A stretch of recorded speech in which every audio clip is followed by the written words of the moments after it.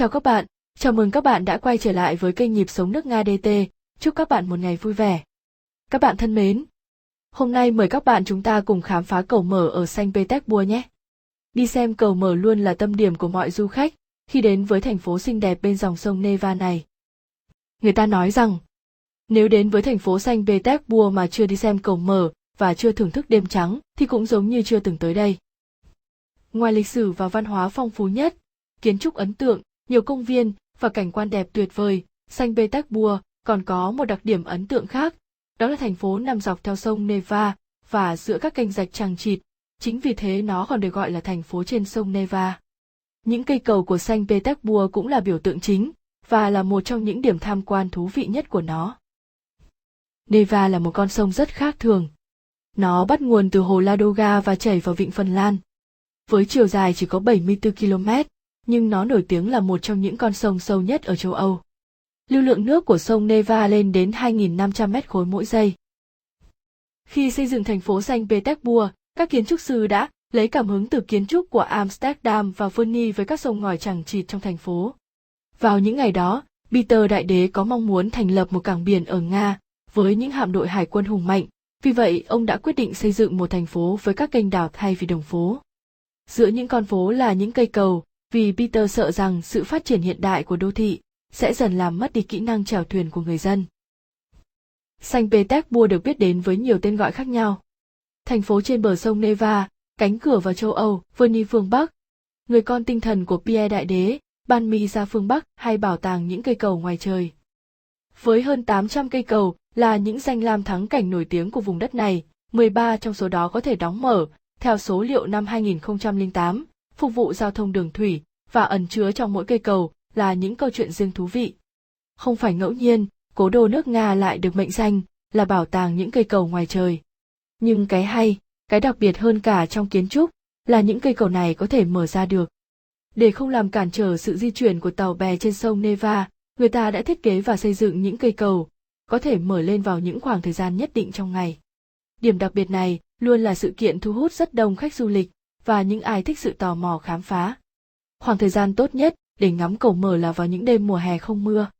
Trong số 13 cây cầu mở của thành phố, nổi tiếng nhất và đẹp nhất có lẽ là cầu Đúc, cầu Chúa Ba Ngôi và cầu Cung Điện. Bạn nên dành thời gian để chiêm ngưỡng 3 cây cầu này khi nó được mở lên. Thời gian đóng mở của các cây cầu thường bắt đầu từ 1 giờ đêm đến 5 giờ sáng. Các cây cầu được nâng lên từng cái một, cách nhau khoảng vài phút, chứ không nâng lên đồng loạt trong cùng một lúc. Nó hoạt động như vậy là để điều chỉnh theo chuyển động của tàu bè. Tuy nhiên, vào ngày của hải quân, ngày của hạm đội sông, ngày lễ hội những cánh buồm đỏ thắm, những cây cầu được mở cả vào ban ngày. Vậy có nhiều bạn sẽ đặt câu hỏi, các cây cầu nặng và to lớn như vậy sẽ được mở lên bằng cách nào? Để việc đóng mở cầu diễn ra nhịp nhàng ăn khớp và không làm ảnh hưởng đến việc đi lại của người dân, cũng như lịch trình của các chuyến tàu di chuyển dưới lòng sông. Hàng ngày trên trang web của thành phố luôn có lịch đóng mở cầu để mọi người tiện theo dõi. Khi thời tiết xấu hoặc có vấn đề gì bất thường, đều được thông báo trên trang web và qua tin nhắn của nhà mạng gửi đến điện thoại của từng người dân. Trước khi hoạt động đóng mở cây cầu diễn ra, người ta bắt đầu cấm đường, không cho lưu thông qua lại trên cầu. Trước kia, để mở được những cây cầu nặng hàng nghìn tấn như vậy, phải dùng đến hệ thống đối trọng và chốt hãm, nhưng hiện nay tất cả được đóng mở bằng hệ thống điện và thủy lực đặc biệt. Mọi hoạt động đóng mở cầu cũng như thông số hoạt động đều hiển thị lên màn hình máy tính. Hiện nay, việc đóng mở các cây cầu do một trung tâm điều khiển chung thực hiện để đảm bảo việc đóng mở các cây cầu diễn ra nhịp nhàng ăn khớp, không làm ùn tắc giao thông của tàu thuyền trên sông. Kinh nghiệm đi xem cầu mở ở Saint Petersburg. Để đạt hiệu quả tốt nhất trong quá trình xem cầu mở, bạn nên tham khảo một số kinh nghiệm sau đây. Bạn có thể chiêm ngưỡng những cây cầu mở trong khi đi bộ, tuy nhiên để xem được nhiều cây cầu mở bạn nên đi xe dọc theo các bờ kè, bằng các phương tiện như xe taxi, xe buýt hoặc xe cá nhân. Các điểm dừng của xe buýt luôn ở gần các cây cầu. Một nơi tốt để quan sát là bờ kè đá bên kia sông đối diện cung điện mùa đông. Từ góc độ này, bạn sẽ có thể quan sát cầu mở của cầu Cung Điện và cầu Chúa Ba Ngôi. Ngoài việc quan sát quá trình cầu mở, tại đây bạn còn có thể chiêm ngưỡng màn trình diễn nhạc nước với đài phun nước kết hợp âm thanh và ánh sáng hiện đại. Lượng du khách vì thế luôn tập trung đông nhất ở đây. Một lựa chọn khác là đi tham quan bằng thuyền, hoặc bạn có thể đặt một chuyến đi thuyền riêng lẻ. Bạn nên mua vé trước cho chuyến tham quan, các cây cầu mở trên sông ở Saint Petersburg. Như thế, bạn sẽ có nhiều sự lựa chọn về loại thuyền, tiện nghi trên thuyền và lịch trình trên sông.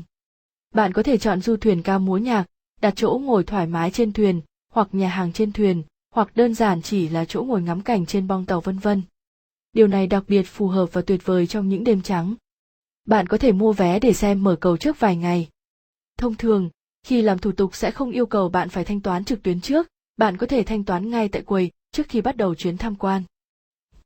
Bạn nên nhớ, bạn có thể chọn tàu theo sở thích của mình. Thuyền to hay thuyền nhỏ. Vé tàu cho chuyến du ngoạn ban ngày thường rẻ hơn ban đêm.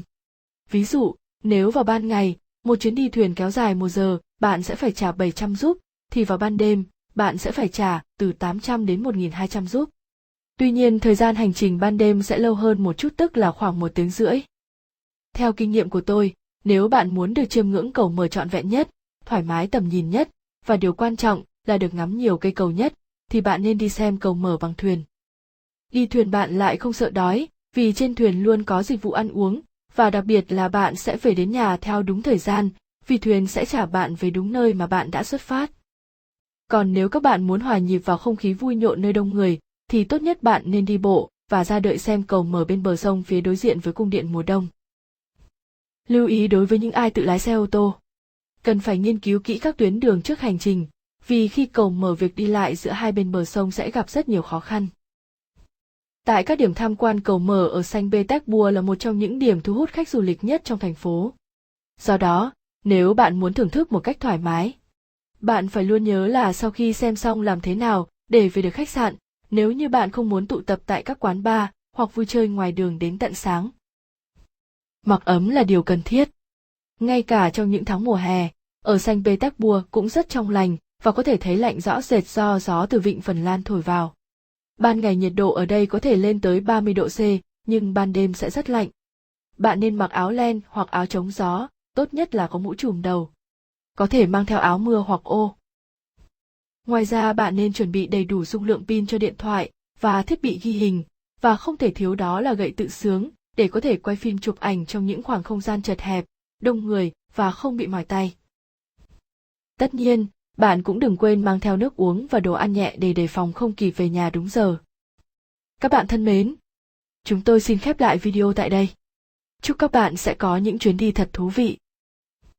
Cảm ơn các bạn đã theo dõi video. Xin các bạn hãy ấn like, ấn chuông, ấn đăng ký để ủng hộ chúng tôi và xem được những video mới nhất. Xin trân trọng cảm ơn.